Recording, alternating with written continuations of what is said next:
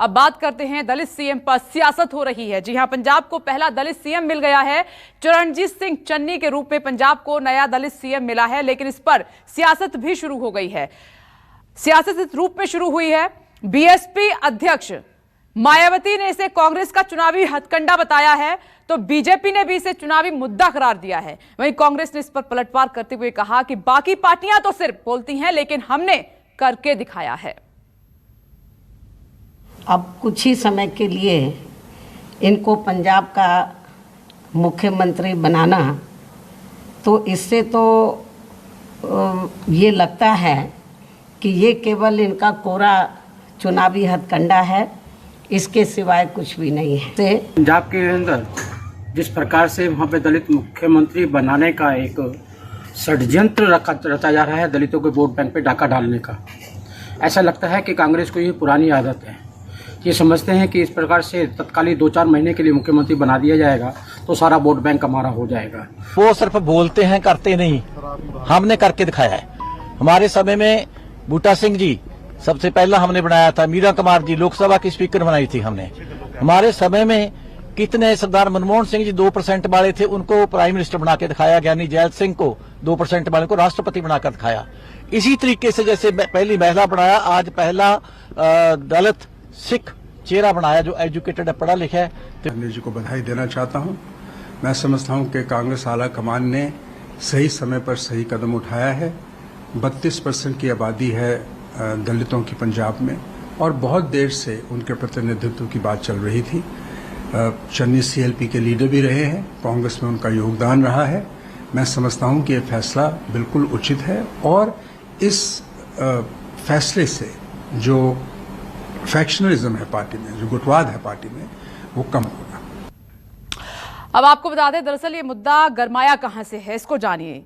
कल हरीश रावत ने सिद्धू के नेतृत्व में चुनाव लड़ने की बात कही थी, और जिस पर सुनील जाखड़ नाराज हो गए। उन्होंने अपना रिएक्शन दे दिया। उन्होंने कहा कि बयान नए सीएम की शक्ति कम करने वाला है। अब आपको सुनाते हैं कल हरीश रावत ने क्या कहा था।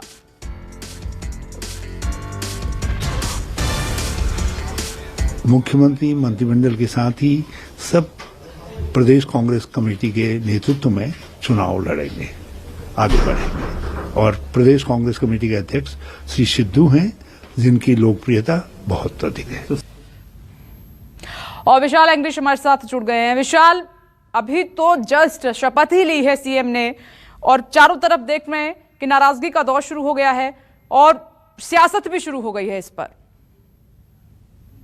देखिए, सियासत पूरी तरह शुरू हो गई है, क्योंकि जिस तरह से कल हरीश रावत ने कहा कि नवजोत सिंह सिद्धू के नेतृत्व में अगला चुनाव लड़ा जाएगा, तो कहीं ना कहीं जो विपक्ष था उसको एक बहुत बड़ा हथियार मिल गया, और जो दलितों को एक विपक्ष भी संदेश देने की कोशिश कर रहा है कि आपको सिर्फ 3 या 4 महीने का मुख्यमंत्री दिया गया है, जबकि उसके बाद यदि कांग्रेस की सरकार बनती है तो जो अगला मुख्यमंत्री होगा, जिस तरह के संकेत कल हरीश रावत ने दिए थे कि उनके नेतृत्व में चुनाव लड़ा जाएगा, उनकी लोकप्रियता बहुत ज्यादा है, तो सीधा और स्पष्ट संकेत था कि अगला जो मुख्यमंत्री का चेहरा होगा कांग्रेस का, वो नवजोत सिंह सिद्धू हो सकते हैं। और इसी के चलते आज जो उत्तर प्रदेश की पूर्व मुख्यमंत्री है कुमारी मायावती द्वारा भी कहा गया कि ये सिर्फ एक स्टंटबाजी है, राजनीति है,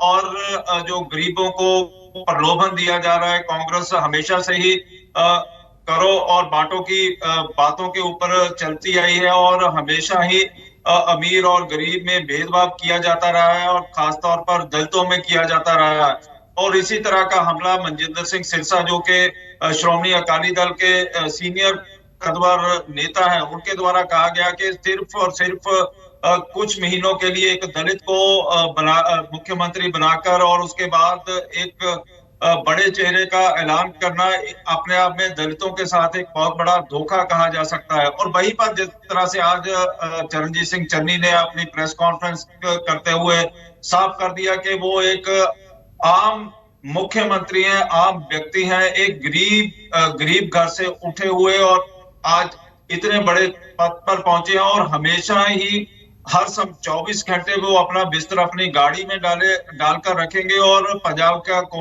कोने कोने में जाकर लोगों को, कांग्रेसी वर्करों के साथ राब्ता कायम करेंगे। और इससे पहले नवजोत सिंह सिद्धू भी कह चुके थे कि 15 अगस्त के बाद उनका बिस्तरा कांग्रेस भवन में होगा, लेकिन बिस्तरे की जगह लड़ाई ज्यादा कांग्रेस में दिखाई दे रही थी। और अब चन्नी के ऊपर पूरी जिम्मेवारी है कि किस तरह से वो लोगों की भावनाओं की कदर करते हैं। जो पंजाब के मुद्दे हैं, चाहे बरगाड़ी का मुद्दा है या दूसरे घर घर नौकरी का मुद्दा है, डेवलपमेंट के मुद्दे हैं, सड़कों के मुद्दे हैं, उनके ऊपर किस तरह का रिएक्शन करती है उनकी सरकार, ये अपने आप में देखने वाली बात होगी। बिल्कुल विशाल, आप सही कह रहे हैं कि एक मुख्यमंत्री को इन तमाम विवादों से आगे बढ़कर विकास के बारे में और पंजाब की जनता के बारे में सोचना होगा। शुक्रिया आपका। नमस्कार, मैं हूं मानक गुप्ता। अगर आपको हमारा ये वीडियो पसंद आया हो तो इसे लाइक और शेयर जरूर करें, और हाँ, हमें सब्सक्राइब और फॉलो करना ना भूलें ताकि आप देश और दुनिया की कोई खबर मिस ना करें। तो जुड़े रहिए हमारे साथ और देखते रहिए न्यूज़ 24।